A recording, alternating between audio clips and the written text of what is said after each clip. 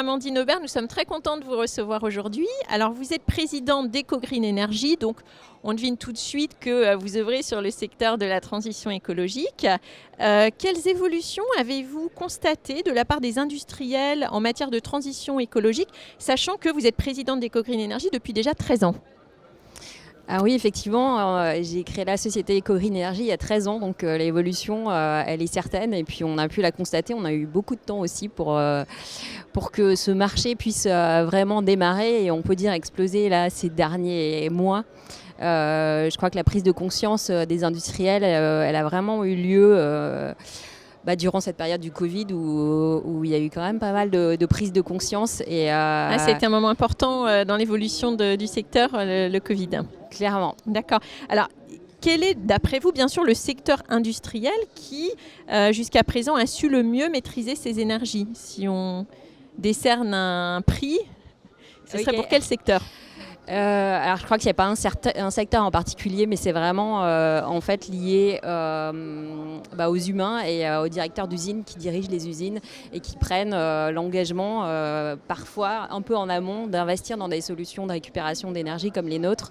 Donc on va dire que c'est plutôt des personnalités qui sont engagées dans la transition énergétique un peu plus en amont et du coup qui agissent dans leur usine. D'accord, donc plus des personnalités de dirigeants que des secteurs d'activité en somme. Alors peut-être, est-ce que vous pouvez nous préciser davantage ce que fait EcoGreen Energy, en quoi elle accompagne les entreprises?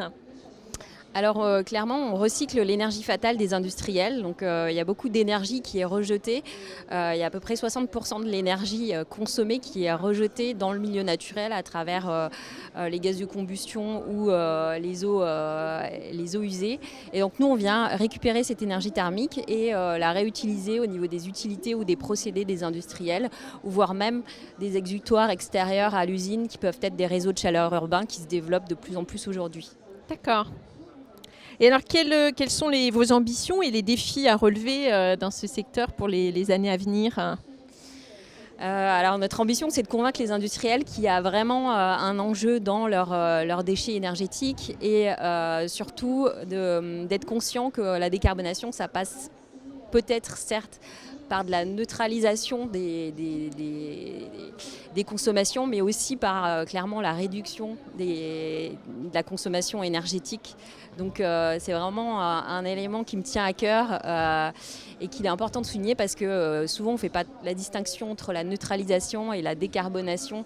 Et je pense qu'il faut agir clairement sur ces deux pans pour qu'on ait vraiment un impact. Comment vous faites pour les convaincre, hein? Parce que voilà, vous êtes convaincus et eux, qu'est-ce que c'est leur intérêt finalement à suivre ce chemin? Quand on est industriel, voilà, il y a beaucoup de paramètres à intégrer. Qu'est-ce que c'est leur intérêt de suivre ce chemin? Je crois clairement que la neutralisation va coûter de plus en plus cher parce que les certificats aujourd'hui coûtent pas très cher, mais je pense qu'à l'avenir ils vont coûter de plus en plus cher. D'accord. Donc tant qu'à faire, en acheter moins dans l'avenir et anticiper ces hausses-là. Alors, vous vous adressez, je suppose, aux grandes entreprises, mais peut-être aussi aux petites. Alors, pour les plus petites entreprises dont on ne parle pas toujours, quels conseils vous donnez pour initier la transition écologique? Je pense que c'est important d'avoir une approche globale de sa consommation énergétique et de l'ensemble finalement à la fois des rejets qui soient énergétiques ou même finalement physiques, d'avoir une approche vraiment globale. D'accord, une approche globale. Ouais. Merci beaucoup. Merci.